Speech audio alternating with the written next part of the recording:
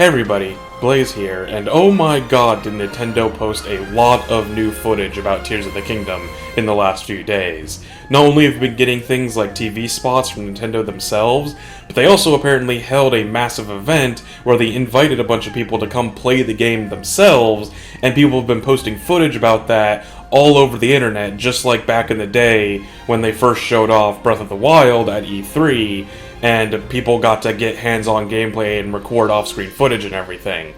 And I guess I just wasn't invited for some reason. Maybe 200 subscribers just isn't enough for somebody like Nintendo, I guess. But regardless, one of the great things about all this new footage that we're seeing is that we can actually start to already confirm or deny some of the predictions that I was making in my previous two analysis videos. And I gotta say, I'm feeling pretty good about this. Though, I do want to say up front that since I was not invited to this event and thus don't have any of my own footage to show off, I will be limiting what I show in this video to just screenshots, since I don't want to steal anyone else's content and potentially cause a tiffy with all that. But all the formalities aside, I feel like you gotta give me at least partial credit for my predictions about how the fuse mechanic would interact with the durability system.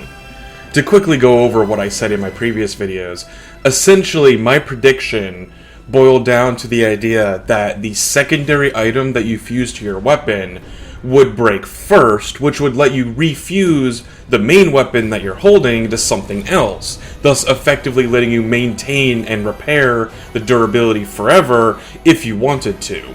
Now, that's not exactly how the system works,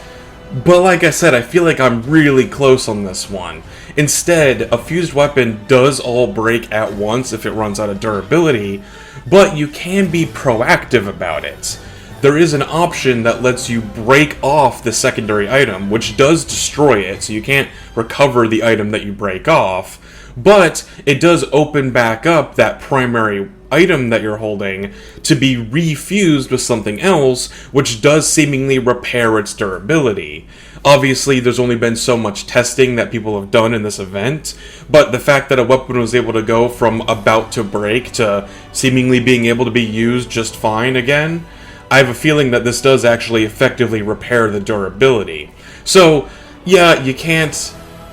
necessarily keep them automatically, but as long as you're proactive about it, if you have a weapon that you really like, you can just effectively keep repairing it forever. So like, that's like really close in my opinion. So like, I'm just saying, maybe you should go back and rewatch my previous two analysis videos on this Zelda game and see what else I might have gotten right, and I'll even link them down in the description for your convenience. And hey, maybe you could give me a quick subscription so that you can keep up to date with any future analysis videos I might make going forwards. But anyways, I will concede though that I don't think my other prediction about how this system might work is going to be accurate. I'll admit I haven't found any direct evidence against what I said, but essentially one of my other theories was that there might be some kind of special unique interaction that comes from fusing two of the exact same weapons together. So like if you have two Royal Greatswords and you try to fuse them together,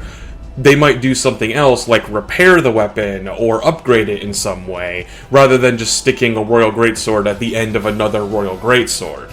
Now, like I said, I haven't found any evidence to the contrary, but I also haven't watched all of this footage yet, and I haven't really seen anybody talking about that yet, and I feel like that's a talking point that would have probably come up by now. But feel free to let me know down in the comments if you can find any videos that showcase this exact interaction to know whether or not it actually confirms or denies my theory in this regard.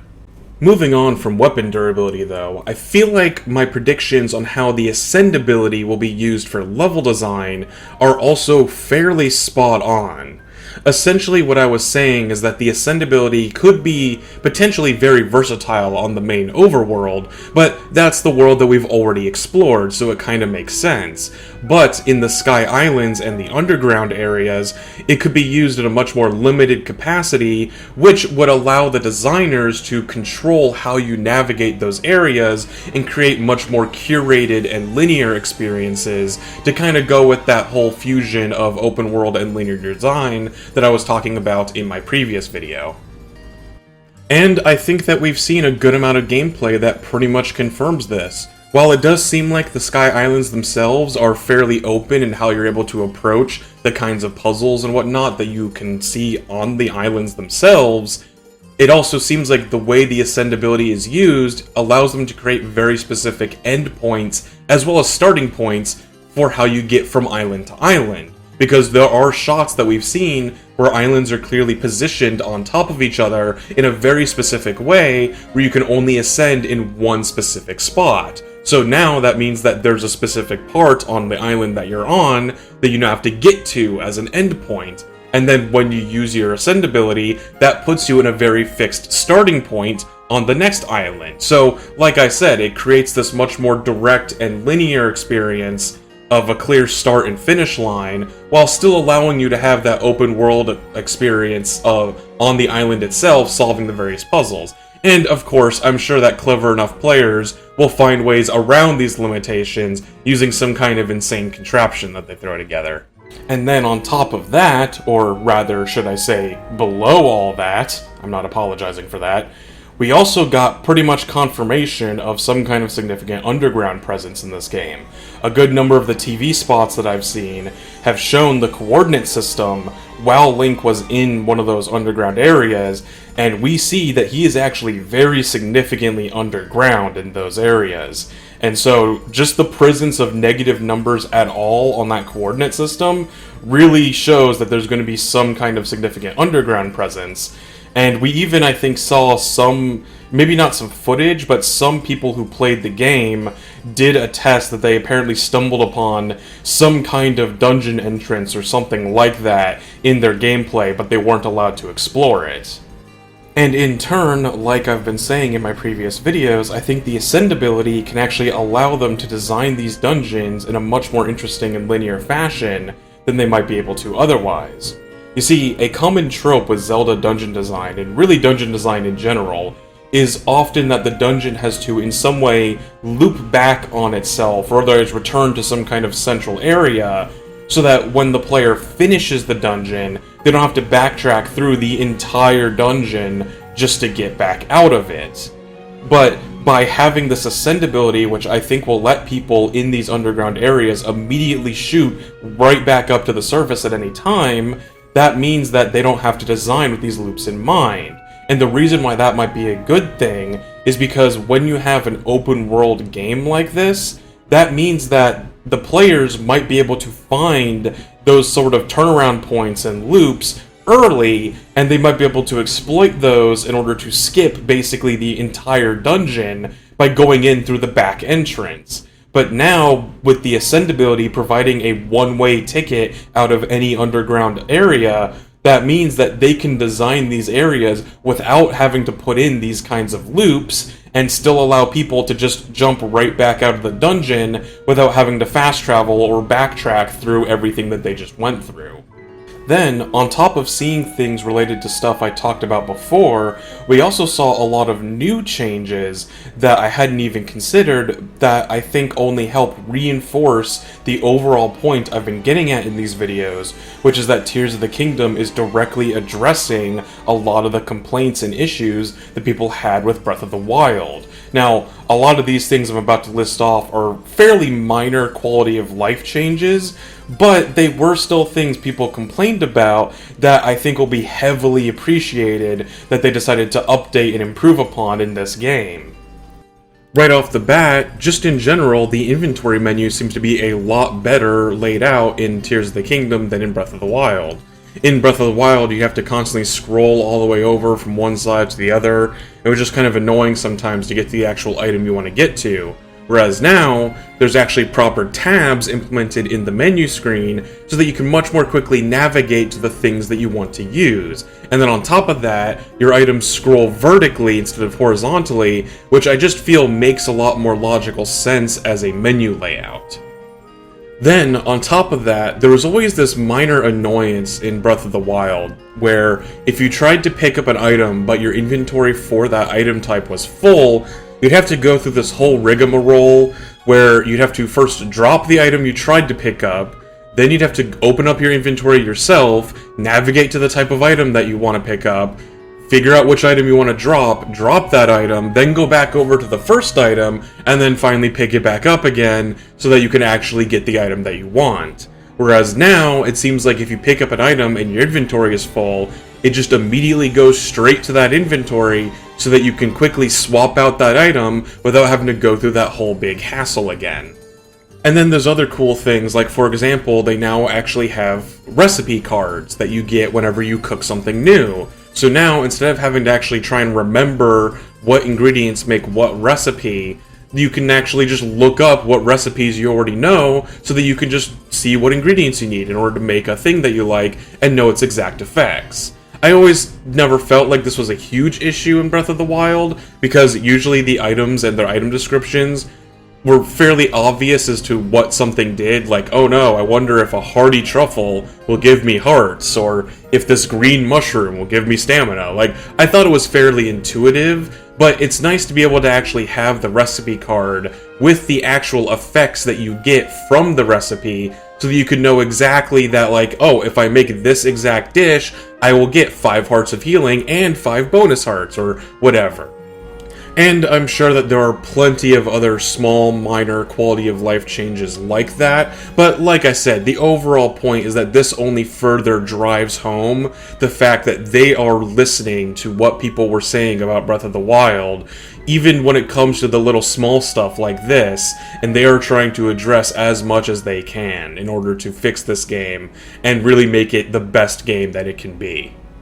Though, there is one more fairly significant criticism from Breath of the Wild that I don't think I covered in either of my previous videos that a lot of the new footage shows that they're actually addressing. You see, in Breath of the Wild, eventually, a lot of the time, the rewards for things like shrines felt pretty lackluster. Yeah, you got a spirit orb, which lets you upgrade your health and stamina, but once you reached the mid to end game and you had so much health and stamina to go around, that reward kind of felt a lot less valuable. And other than that, unless something was a piece of armor, a lot of the time you would get things like weapons and shields and bows, or even if it was a piece of armor, regardless, it might be something that you just don't feel like using, either because it's a weapon type you don't like, or you just have something better that you prefer to use now. And as a result, while the shrines themselves are fairly intrinsically fun on their own, it's kind of disappointing to get a reward like that at the end of it that you don't really want to use. And I feel like the new vehicle parts system is basically acting as an additional reward system that I think is going to be a lot more intrinsically valuable than things like random weapons and armors were.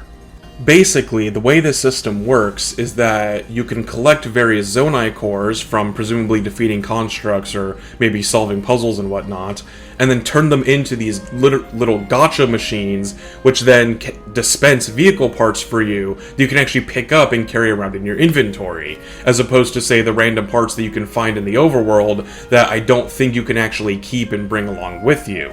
Now, I think this is a more interesting reward structure for a number of reasons. For one, I don't think there's an inventory limit on how many vehicle parts you can carry around in your inventory. I could be wrong on this, and maybe they just gave people a huge inventory for this to start for the demo,